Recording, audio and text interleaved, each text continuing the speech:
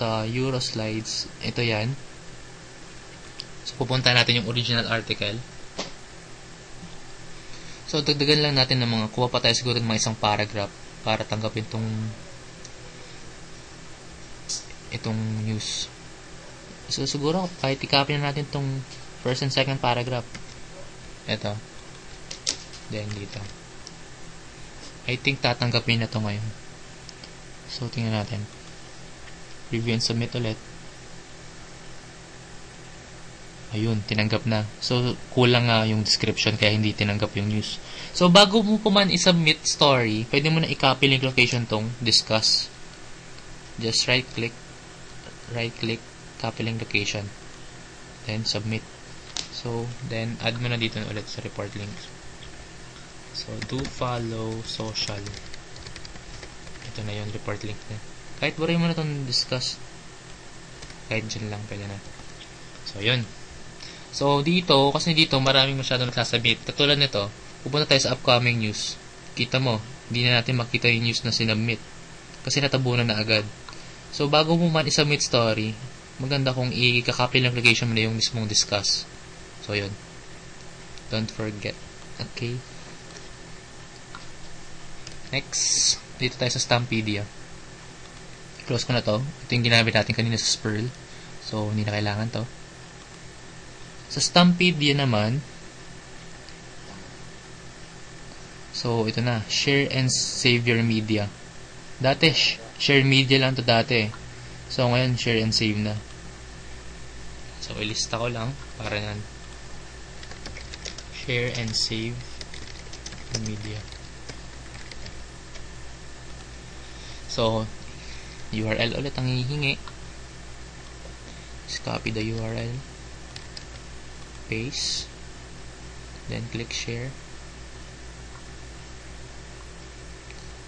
Dito, i-copy ko na rin sa Delicious para tuloy-tuloy na. Search less. Copy ko na rin. Dito sa Spotbox URL. Dito sa plug IAM, siguro close ko na to. Pag sirang ganito, gamit ko na lang, kuha ka na lang sa mga extra bookmarks. So, next, nakopy ko na yung mga URL. Title na. Para mas mabilis. Copy natin yung title. Then, paste ko sa lahat. Paste. Ito yung pinakamabilis na technique sa pag-social bookmarking. Paste. Paste. Followed by description. Description. Paste. Balik sa Delicious. Notes. Ito yung description niya sa notes. Search less. Description. Dito sa Spotbox. Dito rin sa notes. Then, lastly, itong tags. So, pwede tayong pa-atras sa tags. Tapos, sa Spotbox, kailangan i-rate mo muna yung mismong story na sasabit mo. Kasi hindi mo ito masasabit hanggang hindi mo ito na-rate.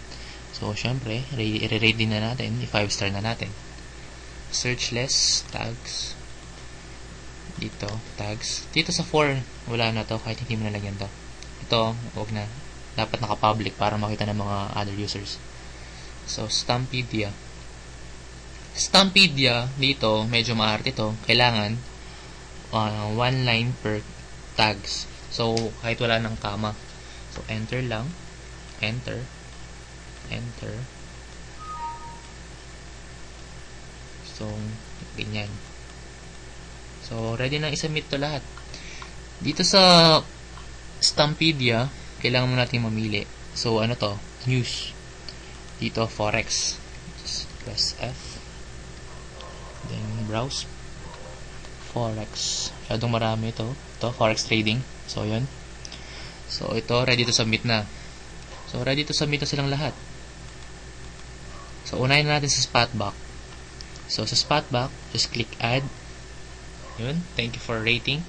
So, ang report link nito, makikita mo dito sa My Ratings. Okay? Spotbox, nasa My Ratings.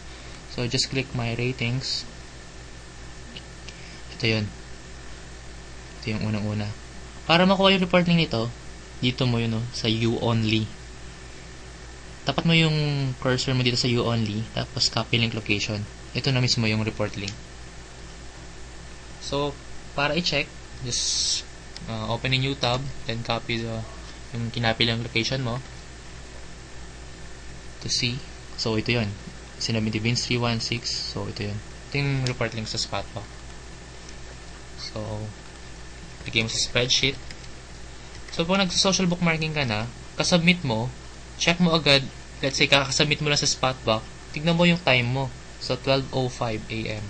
So, ang mangyayari, May 25 na, 2010 at 12:05 a.m. So, yun yung ilalag mo dun sa spreadsheet natin. So, ganun. So, okay na yung Spotbox. Kuklose ko na. Dito na tayo sa search list. So, search list, submit post. Madalas din nag-error dito sa search list. Pero marami naman tayong extra do follow social bookmarking sites na pwedeng ipalit pag nagkakaproblema sila. So, yun. Habang naglo-load, yun. Submit na successfully. Para makuha yung report link nito, dito ka pupunta sa pause ulit, then my pause.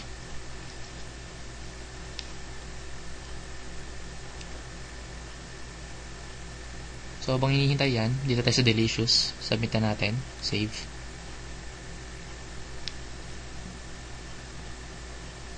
Sa Delicious, walang way na makukuha mo yung report link directly. Meaning, yung hindi mo makikita yung isa-isa na report link. So, dito, para mapakita na nag-submit tayo, kakopy mo lang yung mismong user profile mo. So, ito yun. Ito. So, pag binigay mo to, in-open nila, makikita nila yung mga sinamit mong stories. So, ito yung latest. So, ito lang talaga yung way para mapakita na nag-submit tayo sa Delicious.